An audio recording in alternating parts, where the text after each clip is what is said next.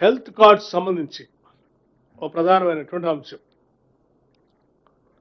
Health card సంబంధించి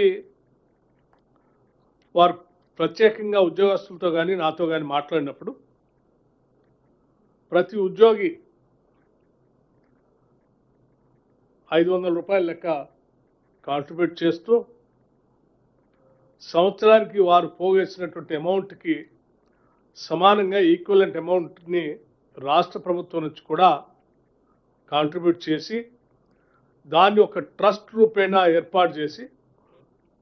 ఆ ట్రస్ట్కి సంబంధించి రాష్ట్ర ప్రభుత్వ ప్రధాన కార్యదర్శి స్థాయితో ట్రస్ట్ చైర్మన్గా,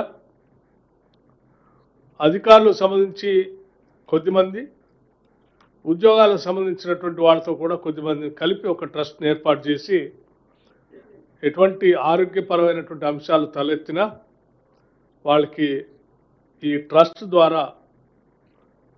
వెసులుబాటు కల్పించేటువంటి నిర్ణయాన్ని చేయటం జరిగింది.